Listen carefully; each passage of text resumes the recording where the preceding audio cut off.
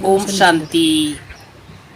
प्यारे भाइयों बहनों, हम सब की प्यारी दीदी डॉक्टर निर्मला जी, जिसे प्यारे बाबा अनेक बार अनेक सुंदर शब्दों से विभूषित किया करते थे। कभी बाबा दीदी को निर्मल आश्रम कहते थे, कई बार बाबा उन्हें निर्मला बेटी कह कर के बुलाते थे। ऐसी प्यारी दीदी 20 अक्टूबर को अपना पुराना भौतिक शरीर को त्याग कर बाप दादा के गोद में समा गई। ये मेरा परम सौभाग्य है भाई बहनों कि दीदी के साथ अनेक वर्षों तक उठना बैठना होता रहा और दीदी से मुझे बहुत आत्मिक स्नेह रहा और दीदी का भी मेरे से बहुत बहुत आत्मिक प्यार रहा। जब भी मैं दीदी को फ़ोन करता था, दीदी सदैव अवेलेबल रहती थी, या कभी फ़ोन नहीं उठा पाती थी तो कॉल बैक करती थी। ये मेरा परम सौभाग्य रहा कि दीदी के साथ मैंने बहुत सारे इंटरव्यू लिए और दीदी के जीवन के अनेक बातें जो आज तक कईयों को पता नहीं है, उन बातों को अच्छी तरह से मैंने जाना, अच्छी तरह से पहचाना और उनकी अनेक विशेषताओं से मैं और अनेक भाई बहनें अवगत हुए। मैंने दीदी से एक बार पूछा था, मैं शुरू में आप सबको बता देना चाहता हूँ कि दीदी आपकी अंतिम इच्छा क्या है। तब दीदी ने कहा था, क्योंकि उसके पूर्व मैंने दीदी को पूछा था, दीदी आप ऑस्ट्रेलिया, न्यूजीलैंड और अनेक देशों की आप संचालिका थी, इतना बड़ा आपका साम्राज्य था और वह सब छोड़ करके आप भारत में ज्ञान सरोवर में क्यों आ गई।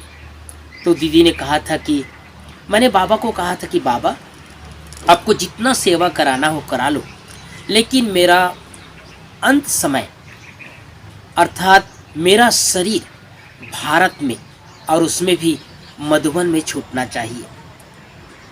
और जब प्यारे बाबा ने और सभी दादियों ने जब दीदी को मनोहर दादी के अव्यक्त होने के बाद ये उनके सामने प्रस्ताव रखा कि अब आपको ज्ञान सरोवर संभालना है, तो दीदी को अपनी वो बात याद आ गई कि मुझे भारत में रहना है और दीदी सहज स्वीकार कर लिया।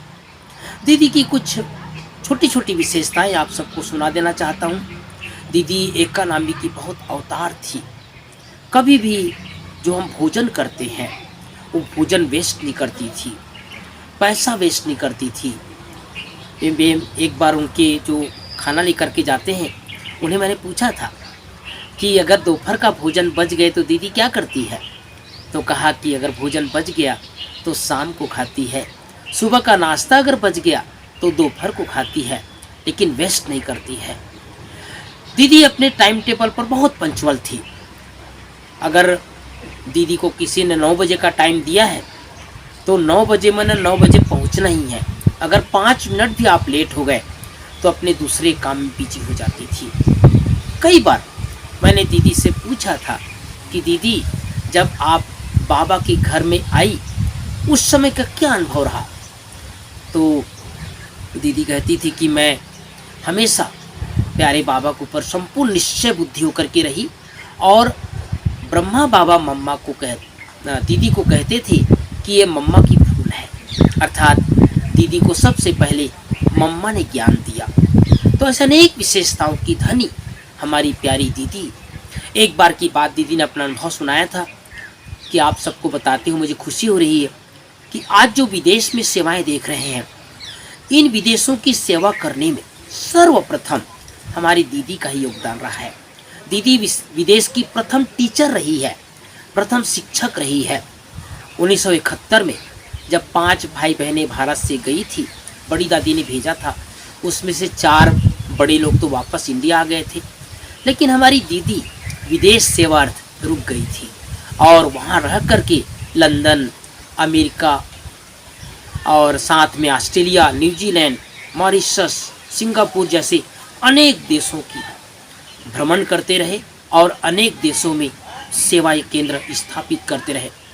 मैंने एक बार दीदी को पूछा था कि दीदी आपको कभी ऐसा नहीं लगा कि मैं अकेली कब तक सेवा करूंगी।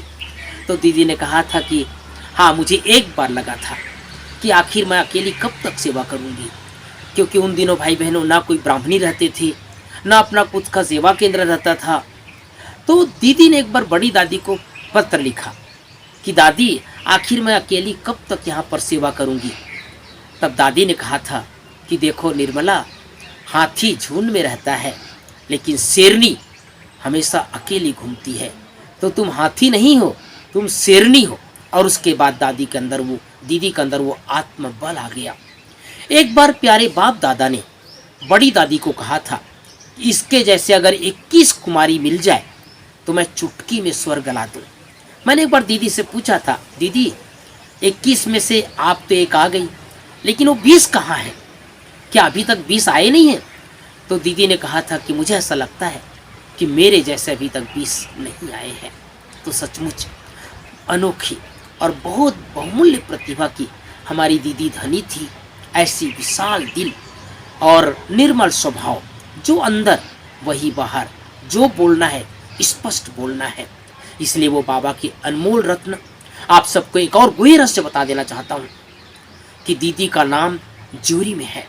जो धर्मराजपुरी में जो जूरी बैठेगी उसमें दीदी का नाम है।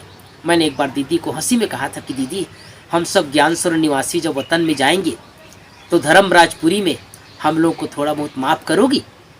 तो दीदी ने कहा था कि मुझे ज्ञानसरोवर निवासियों का तो इतना पता नहीं है, लेकिन एशिया वालों के बीच में ज़रूर बैठूंगी। तो ऐसी हमारी दीदी धर्मराजपुरी में भी वो जूरी में बैठने वाली आत्मा है।